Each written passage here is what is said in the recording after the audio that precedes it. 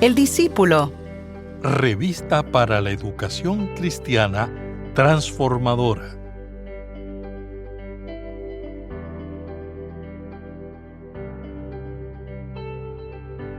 Hay testigos que hablan con la boca y hay testigos que hablan con la vida entera, incluso hasta con su último aliento. Esteban fue uno de estos últimos, un hombre lleno de gracia y de poder, que vio los cielos abiertos en el instante más oscuro de su existencia y que murió perdonando a quienes lo apedreaban, tal como su maestro lo había hecho antes que él. Hoy queremos preguntarnos, ¿qué significa ser un testigo fiel cuando la fidelidad tiene un precio? Mi nombre es el reverendo Luis Felipe Ramos Román, pastor asistente en Evangelización y Educación Cristiana, y te invito a que juntos participemos de esta experiencia educativa.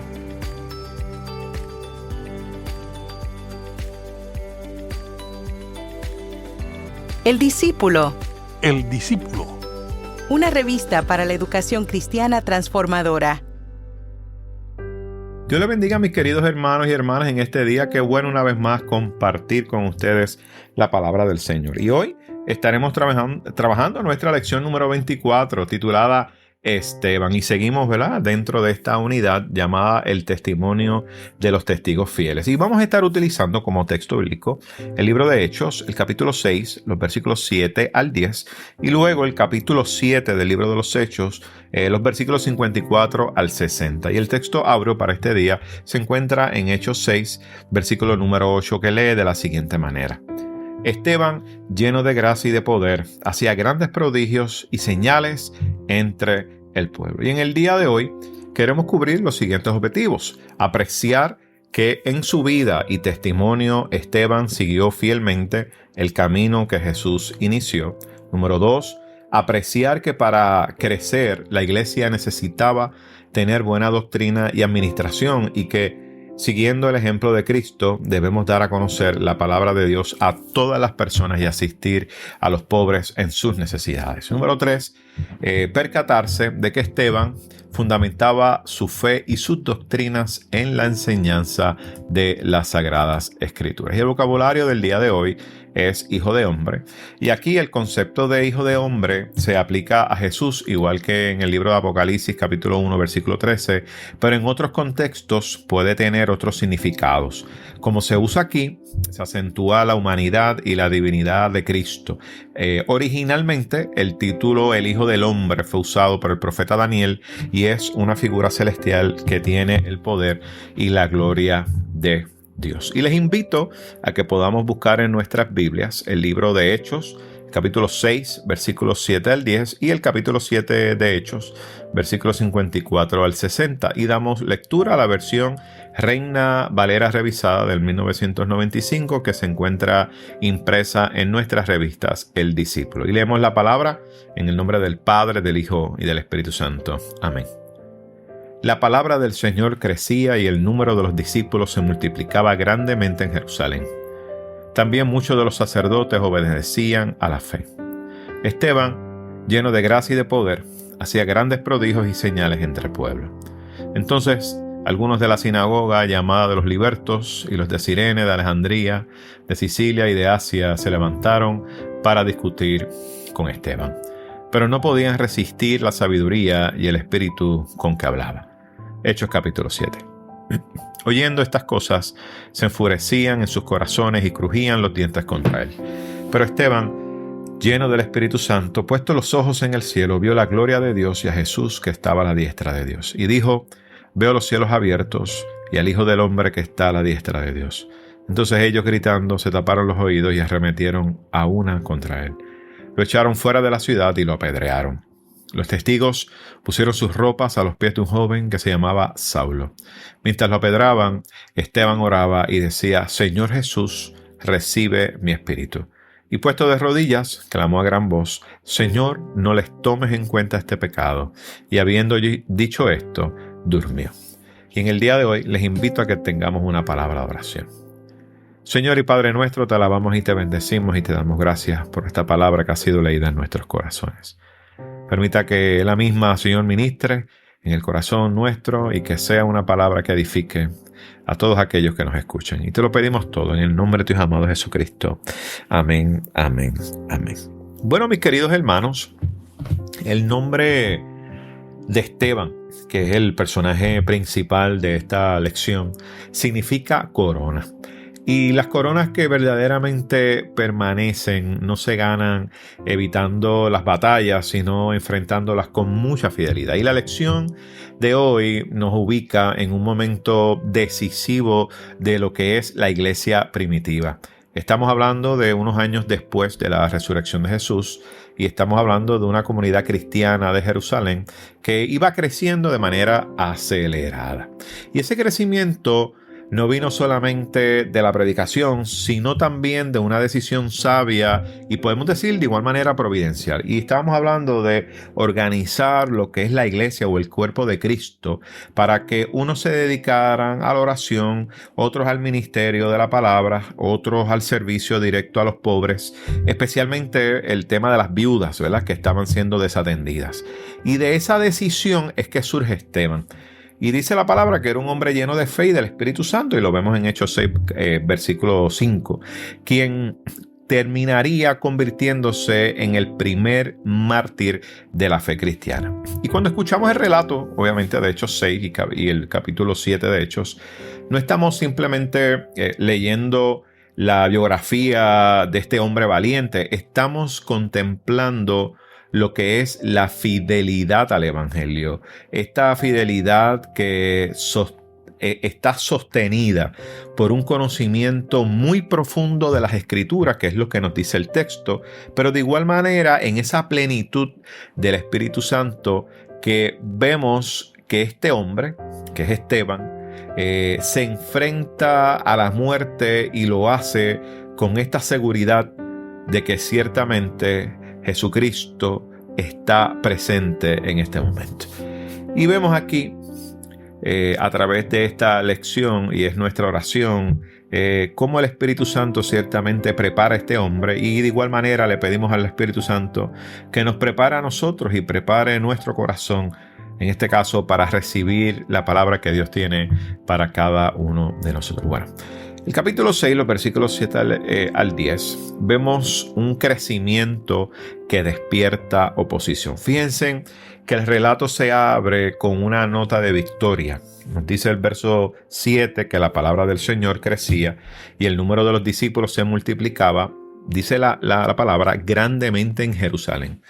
Pero de igual manera vemos que también muchos de los sacerdotes obedecían a la fe. Así que este crecimiento no es un dato, digamos, aislado, ni un resumen simplista, quizá estadístico del historiador de Lucas, ¿verdad? Porque obviamente el escritor de Lucas es el mismo escritor de Hechos, por eso es que decimos el historiador Lucas. Y fíjense, esa consecuencia directa de la sabia decisión que la iglesia había tomado poco antes, cuando resolvió el conflicto entre los helenistas y los hebreos en torno a lo que es la tensión de las viudas, que aparece en el capítulo 6, los primeros 6 versículos. Y cuando la iglesia vemos, ¿verdad?, que se ordena de manera interna y vela que en medio de ese proceso de ordenarse y de organizarse, cuida también lo que es la sana doctrina y lo que es la administración de los recursos. Vemos entonces un evangelio que avanza. Yo creo que esto es algo clave, ¿verdad?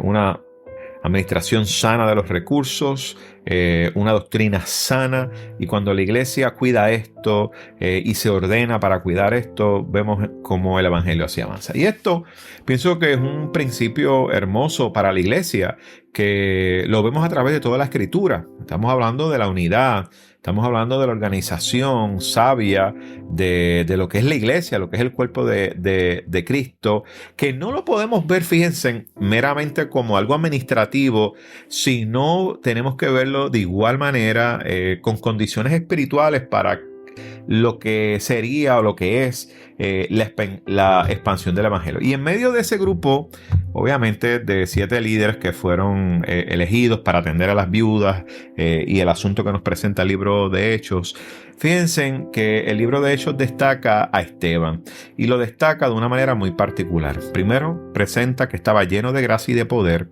y que hacía grandes prodigios y señales entre el pueblo. Y esto es algo importante porque Esteban es una persona que ha sido encomendado a una tarea de servicio o una tarea diaconal. Estábamos hablando, ¿verdad?, al principio de esa crisis que había entre los griegos y los hebreos y el asunto de las viudas que no estaban siendo bien atendidas, las que eran griegas o gentiles, mejor dicho. Entonces vemos cómo Esteban es elegido para servir a las mesas, para cuidar a los pobres. Y vemos entonces, sin embargo, que el Espíritu Santo, además de capacitarlo para atender lo que son las mesas, el cuidado de los pobres, vemos también un Espíritu Santo que lo capacita para predicar con poder y para hacer señales. Y esto nos enseña que en el pueblo de Dios no existe una separación entre el servicio práctico y el ministerio de la palabra. Vemos cómo ambas fluyen, ¿verdad? De la misma plenitud del Espíritu, quien ciertamente sirve fielmente en lo que es pequeño. Vemos a un Dios que capacita para dar testimonio en lo grande. Y el texto, fíjense, distingue implícitamente dos grupos, ¿verdad? Judíos en esta narración. Por un lado tenemos los judíos que habían creído en Jesús y formaban, ¿verdad?, lo que era la iglesia naciente de Jerusalén, y entre ellos estaba Esteban. Pero por otro lado estaban los judíos de la sinagoga, de los libertos, ¿verdad?, que eran descendientes de judíos que en algún momento fueron esclavizados y luego liberados, y ellos venían de Cirene, de Alejandría, que era la región de Egipto, de Cilicia y de Asia. Y estos habían regresado para establecerse en Jerusalén y compartían con fariseos y saduceos, ¿verdad?, lo que era la lectura de la palabra, pero era esta lectura estricta, esta lectura celosa de lo que era la ley y lo que era el templo. Así que, qué interesante cómo la misma cosmovisión que antes había llevado a condenar a Jesús ante Pilato, ¿verdad?, que es interesante. Y entonces vemos ahora que uno de los suyos, ¿verdad?, un hombre de la diáspora como Esteban, al igual que ellos, predicaba con autoridad diciendo que Jesús era el Mesías. Y esto es interesante porque pienso que ante esta situación se sintieron confrontados de manera doble. Primero, pienso que fueron confrontados desde esa identidad, podemos decir, étnica, religiosa, pero de igual manera en esa comprensión tradicional de lo que es la ley. Y el versículo 10 resume este conflicto con una frase que en sí misma creo que es una confesión teológica. Dice: no podían resistir la sabiduría y el espíritu con que hablaba. Y esto habla de Esteban.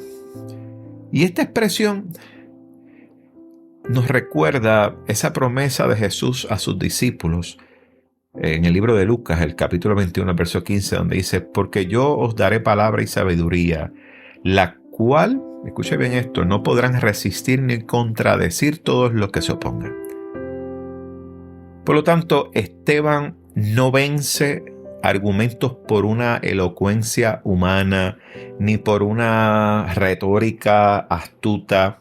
Vence porque el mismo espíritu que llenó a Jesús lo llenó a él. Y ciertamente, al no poder derrotarlos, al no poder derrotar a Esteban en el terreno, digamos, del argumento, pues este grupo de adversarios recurre a lo que vemos común en este tipo de comportamiento, a lo que es la calumnia. Así que comienzan a acusarlo de blasfemia, comienzan a acusarlo de que estaba diciendo cosas que iban en contra de la ley, y esto ciertamente era un delito, ¿verdad?, conforme a lo que era la ley levítica, ¿verdad? Y lo vemos ahí en el texto, en el capítulo 24 de Levítico, versículos 10 y 16, donde podía esto llevar hasta la pena de muerte. Y aquí vemos entonces un patrón que se va repitiendo constantemente en la historia de persecución. Cuando vemos que la verdad no puede ser refutada, entonces comienza a ser atacada mediante la mentira, decir cosas que no son de las personas. Entonces, aquí el capítulo 7, brincando al capítulo 7, específicamente esos versículos 54 al 60, vemos tres asuntos importantes, lo que es una visión de Esteban, el martirio del mismo y el perdón. Y cuando entramos a este versículo, ¿verdad? Del capítulo, perdóname, cuando entramos en el versículo 10 del capítulo 6 y el versículo 54 del capítulo 7, vemos que se encuentra el discurso más extenso, de todo el libro de los Hechos. Vemos la defensa de Esteban ante el Sanedrín. Y vemos que con notable dominio de la historia de Israel, estamos hablando desde Abraham hasta Salomón, Esteban va demostrando a sus acusadores que están repitiendo el mismo patrón de sus antepasados. Están resistiendo al Espíritu Santo y están persiguiendo a quienes anuncian la venida del Mesías, es decir, Jesucristo. Y este dato pienso que es importante porque fíjense en que Esteban no proyecta unas ideas lejanas de lo que son las Escrituras, sino que extrae ese argumento de él, del mismo texto sagrado, que los que estaban ahí, esos oyentes, ciertamente veneraban esa palabra. Por lo tanto, la autoridad de Esteban no proviene de opiniones personales, sino de una lectura fiel, una lectura con coherencia de lo que era el testimonio bíblico que apuntaba hacia Cristo. Y vemos el verso 54 cuando dice, oyendo estas cosas, se enfurecían en sus corazones y crujían los dientes contra él. Fíjense, la reacción que se da aquí es una reacción visceral, no es una reacción intelectual como tal. El texto dice crujir de dientes y en el lenguaje bíblico esa expresión, una expresión seria, es una expresión de una furia y obviamente vemos el texto que presenta que Esteban no los logra convencer y la reacción de los que estaban allí fue una reacción que desembocó en la violencia. Y en ese instante, dice el texto bíblico, que Esteban, lleno del Espíritu Santo, puesto los ojos en el cielo, vio la gloria de Dios y a Jesús que estaba a la diestra del Padre. Y yo pienso que esta es una de las escenas más ricas teológicamente de todo el Nuevo Testamento, porque aquí vemos que concurren las tres personas de la Trinidad. Está Esteban lleno del Espíritu Santo. Y vemos que el texto dice que Esteban, lleno del Espíritu Santo, contempla la gloria del Dios Padre y ve a Jesús, el Hijo, que está de pie a la diestra del Padre. Qué hermoso esto. Y fíjense, pienso que vale notar un detalle, ¿verdad?, que los intérpretes han subrayado con mucha atención en casi todas las demás referencias del Nuevo Testamento. Cristo aparece sentado a la diestra de Dios. Estamos hablando de esta actitud de ese reinado que es consumado. Y aquí, en cambio, Esteban lo ve de pie, como quien se levanta para recibir y acoger a un testigo fiel en el momento mismo de su martirio. Y esta imagen, que es poderosa, vemos a un Cristo que no permanece distante, no permanece pasivo ante lo que es el sufrimiento de los suyos. Vemos un Jesús que se pone en pie para recibir a este hombre que va a ser ciertamente mártir de la fe cristiana. Y pienso que cuando Esteban declara a los cielos abiertos y al Hijo del Hombre que está sentado en la diestra de Dios, vemos que Esteban usa este mismo título que Jesús empleó para referirse a sí mismo ante el propio Sanedrín. Lo vemos en Mateo 26, capítulo 26, versículo 64, donde toma esta visión profética de Daniel, especialmente de Daniel 7, los versículos 13 al 14, donde el Hijo del Hombre recibe del anciano de días, dominio, gloria y un reino que no será destruido. Así que al aplicar este título mesiánico y este título celestial a Jesús, Esteban lo que está afirmando en el lugar y ante las personas que estaban allí, de mucha autoridad religiosa, era la divinidad y la exaltación de Cristo. Y esta declaración de Esteban, lejos de ser una blasfemia como lo veían los que se oponían, estamos hablando de una culminación, un cierre quizá coherente del discurso de Esteban. Por lo tanto, el mismo Jesús, a quienes ellos rechazaron y el mismo Sanedrín entregó a la muerte, ahora está glorificado junto al Padre, el Mesías prometido. Y la respuesta de la multitud ciertamente confirma que el proceso ha dejado de ser un juicio con forma de derecho, ¿verdad?, para convertirse en un linchamiento. Así que empezaron a gritar, dice el texto, y se tapaban los oídos y comenzaron a arremeter contra Esteban. Y ciertamente taparse los oídos era en la cultura judía un gesto ritual de rechazar una supuesta blasfemia, pero aquí revela toda esta negativa a seguir escuchando la verdad. Y dice que lo echaron fuera de la ciudad y lo apedrearon. Así que sacarlo de esa área tenía un sentido simbólico. Lo habían marcado ya Esteban como impuro, como indigno, que quizás de morir dentro de ese espacio sagrado de lo que era el templo. Así que exactamente es lo mismo que ocurre con Jesús años antes, que lo sacan y lo crucifican fuera de la ciudad, fuera del templo, y lo crucifican fuera de las murallas de Jerusalén. Entonces Lucas vemos que añade un detalle que va a cambiar el curso de la historia de la iglesia. Dice: los testigos pusieron sus ropas a los pies de un joven que se llamaba Saulo. Fíjense, ese joven que estaba ahí, que era un testigo silencioso y que puede ser que está indiferente ante la escena, es quien va a ser transformado años más tarde en el apóstol Pablo, quien fue el más grande misionero e intérprete del evangelio que la iglesia haya conocido. Así que los versículos finales son quizá los más conmovedores de todo el relato. Mientras lo apedreaban, Esteban oraba y decía: Señor Jesús, recibe mi espíritu. Vemos esto como un eco quizá muy parecido a las palabras de Jesús en la cruz, donde dice: Padre, en tus manos encomiendo mi espíritu. Y dice el texto que, puesto de rodillas, Esteban clamó a gran voz: Señor, no los tomes. O sea, no tomes en cuenta este pecado. Y aquí vemos un reflejo de lo que es este modelo de oración de Cristo, donde vemos que Jesús dice: Padre, perdónalos porque no saben lo que hacen. Por lo tanto, Esteban muere reproduciendo casi palabra por palabra lo que fue la actitud de su maestro, de Jesucristo. Y ese paralelismo que vemos, fíjense, no es una casualidad literaria en Lucas y en Hechos, es una evidencia de un discípulo verdadero que llega a configurarse incluso en medio de la muerte a la imagen del Cristo resucitado. Así que vemos a Lucas, que entonces cierra este relato con una expresión quizás sobria y llena de esperanza, que dice: habiendo dicho esto, durmió. Fíjense, no dice que murió, sino que durmió.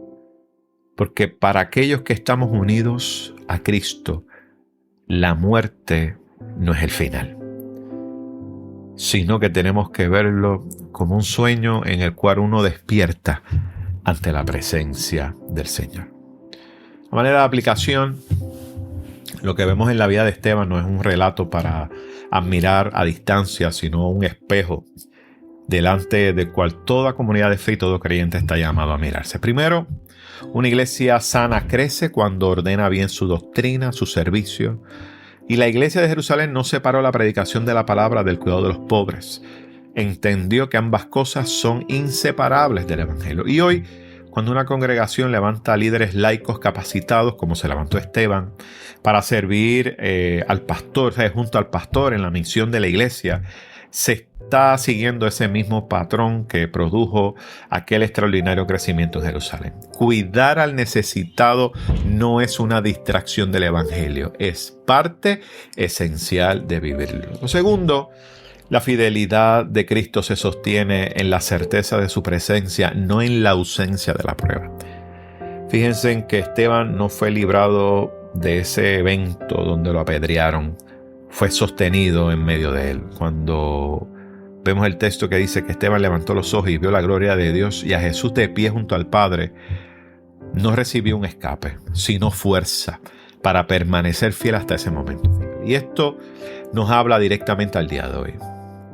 Hoy, quienes enfrentan oposición, quienes enfrentan presión social, incluso quienes están enfrentando ahora pérdidas por causa de nuestra fe, la promesa no siempre es que Dios nos libra de la prueba, sino que Dios estará presente en ella.